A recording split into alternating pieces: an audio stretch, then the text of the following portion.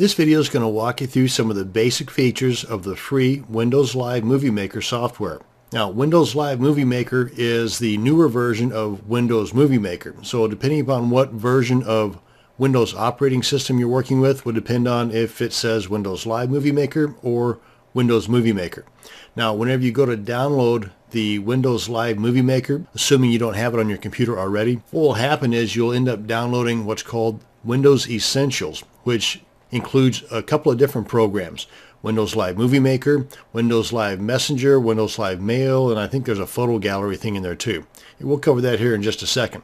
Now, as the name implies, this is a Windows program. So if you are using a Mac, then you can still use this if your computer is configured to use Windows programs. Now let's head on over to our favorite search engine here and just type in up here Windows Live Movie Maker, and this is of course if you don't have it already installed on your computer, and then just select usually the top one that pops up here. That'll take us to the Microsoft website, and if Movie Maker does not pop up right here, then go ahead and do a search here for Movie Maker.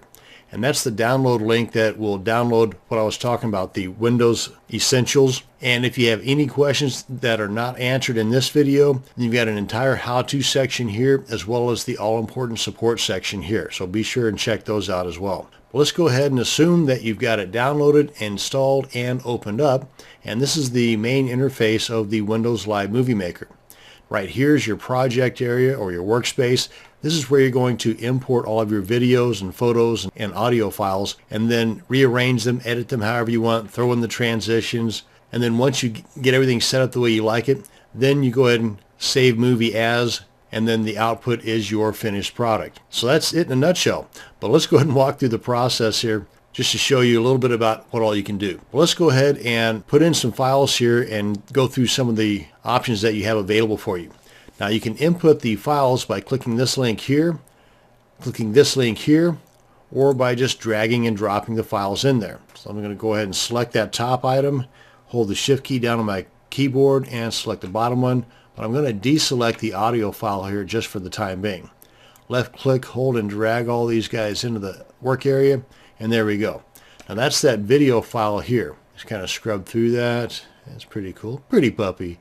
But just wanted to demonstrate that you can import video files as well as still images. This Windows Live Movie Maker does come in very handy if, for example, you have the rights to edit someone else's video.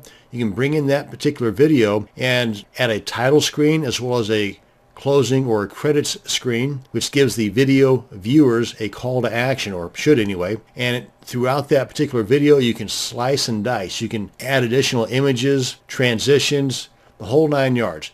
And by the time you're done, the idea behind that is to have that edited, finished video product not looking at all like the original. Matter of fact, you could even eliminate the audio, import your own audio, and then render that video out as having a new voiceover as well as all the edits that you did to that particular video. Now to edit out the audio, all you have to do is select the video, come up here to edit, select the video volume, put it all the way down to the bottom there, and now that video in its original state does not have audio.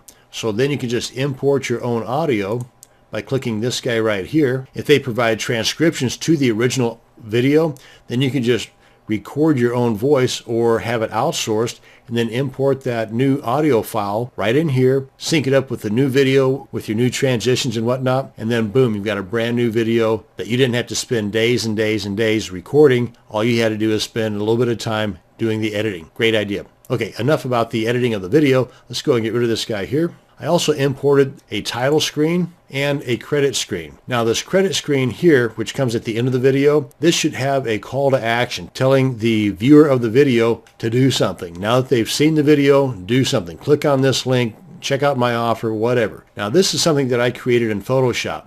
The thing about Windows Live Movie Maker is you don't need to do that. As a matter of fact, we can get rid of these guys altogether because we can come right up here and click on credits, and it automatically puts a new image at the end of your video sequence, which by the way, you can select these guys and move them around to whatever area you want. You just click on it, it puts that blue border around it, then you just left click, hold, and drag it to wherever you want it. But with the credits, you can just go ahead and select that again. You can just double click on that icon there. This opens up.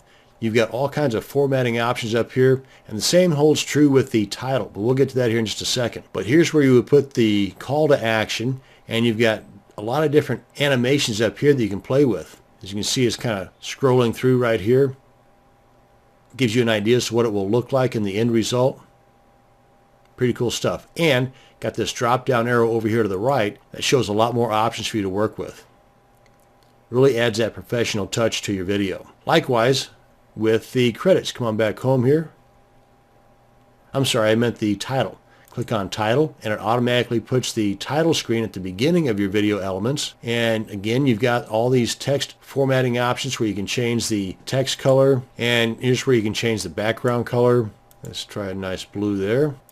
And like with the credits, you've got these animations you can add. Really adds that professional flair to the opening of your video. Speaking of animations, you can also add animations to your video clips. You can just select where you want it to begin, and it gives you the preview right here, kind of like a nice transition from one screen to the next. And with the drop down arrow here, you've got many more to choose from. And you've got the zoom and pan options over here, where if you've got a certain image that you've imported that you want it to pan in or zoom in, or any other transition that's available here, then you can do that by selecting the proper one. And if you want to add a little extra pizzazz, you've got these visual effects you can do.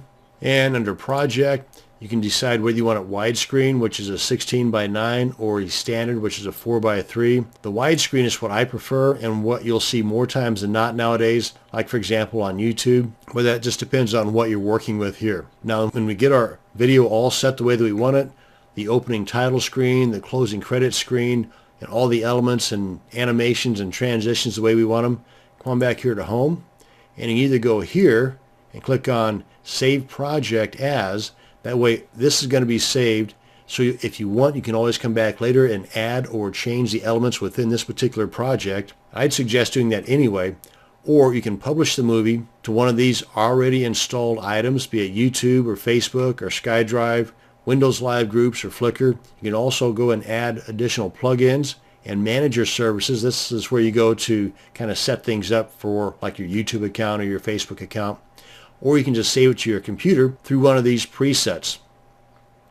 And down here at the bottom you've got custom settings, and you can even create your own custom settings here. So let's go ahead and try this guy here, since that's the setting we have. Click on Save, and of course depending upon how big your video is would depend on how long it's going to take. And this one's not too big, so it didn't take long at all. Now there's a lot more to Windows Live Movie Maker than what we covered in this video, like adding particular themes, taking a snapshot of the preview window, adding a webcam video, and some of those presets we looked at earlier. But if you have questions about any of that stuff, hit up that how-to section on the Microsoft Movie Maker page I showed you at the beginning of this video, and most all of your questions should be answered there. If not, you got that support section.